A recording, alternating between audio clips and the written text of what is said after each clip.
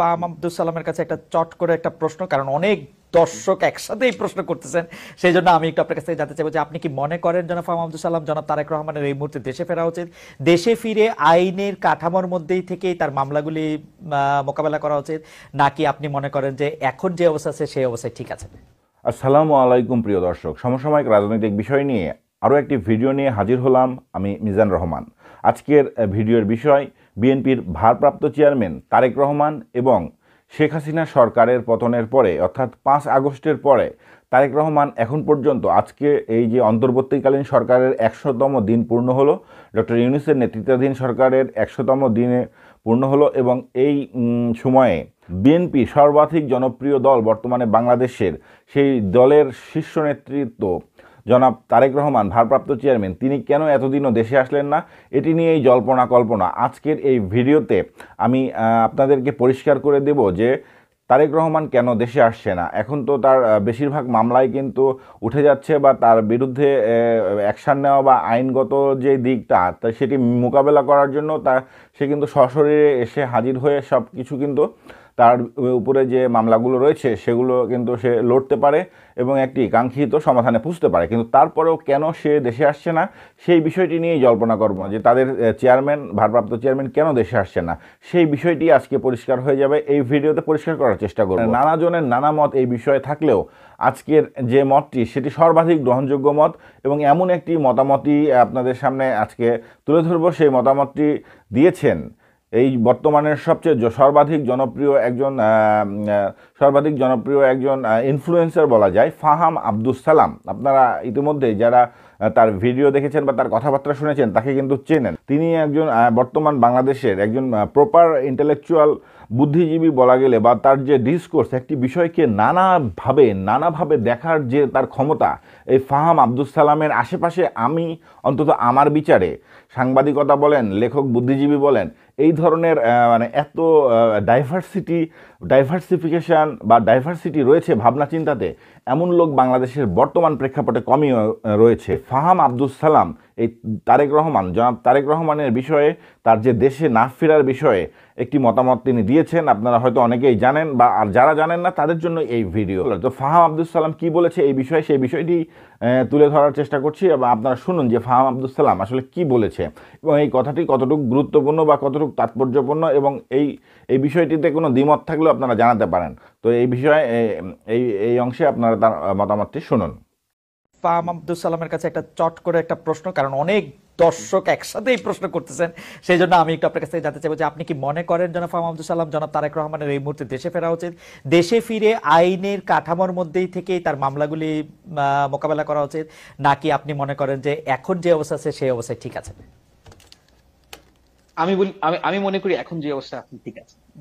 এটার কারণ কি আপনি একটু ব্যাখ্যা করবেন? যে মানে কারণটা হচ্ছে গিয়ে দেখেন, আমি জানি না উনি কি মনে করেন, কিন্তু আমি এটা সম্পূর্ণ আমার ব্যক্তিগত ধারণা থেকে বলছি যে বাংলাদেশে এই মুহূর্তের বাংলাদেশের একটা পারসেপশন হচ্ছে গিয়ে যে বিএনপি সবচেয়ে বড় দল।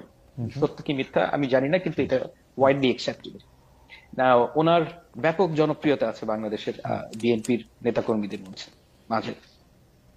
উনি আসলে যে ঘটনাটা ঘটবে বলে আমার ধারণা, 10 লাখ লোক রাস্তায় যাবেন এবং এটা খুব কিভাবে বলবো আমি, মানে এটার যে পলিটিক্যাল ওজন অনেক বেশি হয়ে যাবে। তখন বাংলাদেশের যে সেন্টার অফ পাওয়ার এটা শিফট করবে এবং বিএনপির অনেক, আমি মনে করি যে দল হিসেবে বিএনপির এতে যে সমস্যাটা হবে যে বাংলাদেশে একটা টাসল তৈরি হবে। এটা বেটার হচ্ছে tussle between government and BNP. Yes, okay okay okay, জি। কারণ হচ্ছে কি, গভর্নমেন্ট মানে আমি শুধু ইউনূস সাহেবের কথা বলছি না, আমি বলছি যে গভর্নমেন্ট একটা বিশাল মেশিনারি। তখন ওইটার মধ্যে তারেক সাহেব আসলে ওনার যে ওজন, পলিটিক্যাল ওয়েট বলছেন, সেই কারণে একটা টাসল তৈরি হবে।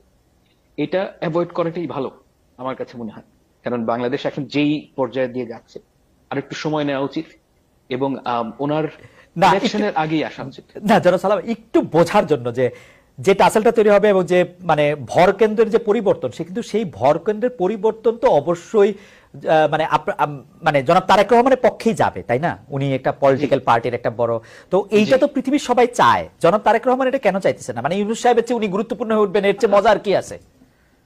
এটার অনেক, আমি আসলে ব্যাপারটা কি জানেন, হ্যাঁ। আমি রেসিপি ফর ডিজাস্টার হচ্ছে গিয়ে কারোর কাছে অথরিটি নাই কিন্তু রেসপন্সিবিলিটি আছে, ওকে। কিংবা ভাইস ভার্সা। হ্যাঁ, তো যার রেসপন্সিবিলিটি তারই অথরিটি থাকা উচিত। ওকে।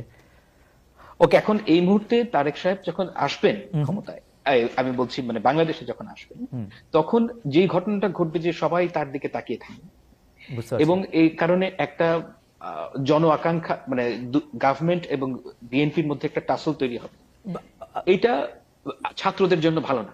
ওকে। আমি আমি আমি আমি আমি আসলে উনার আশা সম্পর্কে অনেক কিছু ভাবছিলাম, আমি এই দিকটা ভাবি নাই। জনাব ফাহাম আব্দুস সালাম, আপনাকে অনেক ধন্যবাদ যে আপনি একটা মানে আমার ভাবনায় একটা নতুন দিক যোগ করেছেন। সমসাময়িক রাজনৈতিক বিষয়ে বিভিন্ন ধরনের মতামত দিয়ে থাকি আমি আমার এই চ্যানেলে। আপনারা আমার এই চ্যানেলটি আমার কথাবার্তা বা আমার যেই ভাবনা চিন্তা সেটি তুলে ধরা হয়, এবং এখানে অনেক নিত্য নতুন ভাবনা চিন্তাও আমি তুলে ধরি। যদিও যারা প্রমিনেন্ট ব্যক্তিবর্গ রয়েছে, বুদ্ধিজীবী, সুশীল সমাজ, সাংবাদিক বা আন্তর্জাতিকভাবে খ্যাতিসম্পন্ন লোকদের মতামতই আমি তুলে ধরতে চেষ্টা করি।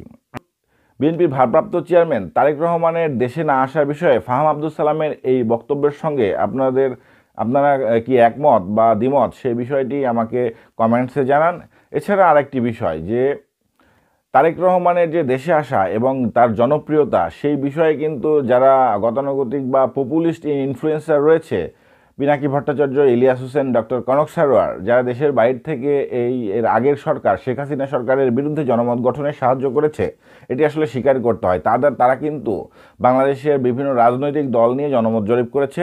এই জনমত জরিপগুলোতে কিন্তু তারেক রহমান নিয়ে ফাহাম আব্দুস সালামের যেই প্রেডিকশান, এই যে প্রেডিকশন শুনলেন, সেটি কিন্তু খাটে না। কারণ দেখা যাচ্ছে যে এই মুহূর্তে ভোট হলে দেখা যাচ্ছে ওই ধরনের এই যে কনক সারোয়ার বা পিনাকি ভট্টাচার্য বা ইলিয়াস হোসেন, এদের যে মতামত জরিপ, এই মুহূর্তে ভোট হলে দেখা যাচ্ছে যে সবার মতামত জরিপে জামাত কিন্তু বিএনপির চেয়ে দ্বিগুণের চেয়েও বেশি ভোট পাচ্ছে, এবং সব ক্ষেত্রেই জামাত জিতে যাচ্ছে। এবং তাদের যে মতামত জরিপ নিয়ে আমি কিন্তু ভিডিও বানিয়েছি এই চ্যানেলে, সেটি এই ভিডিওর ডেসক্রিপশন বক্সে তার লিঙ্ক দেওয়া থাকবে, আপনারা ঘুরে আসতে পারেন, চাইলে দেখতে পারেন যে কি অবস্থা জনপ্রিয়তার ক্ষেত্রে, কোন দলের কি অবস্থা, কারা কত পার্সেন্ট ভোট পাচ্ছে। এই ধরনের জনপ্রিয় ইউটিউবাররা, যাদের লাখ লাখ ফলোয়ার রয়েছে, সাবস্ক্রাইবার রয়েছে, তারা কিন্তু মতামত জরিপ করেছে।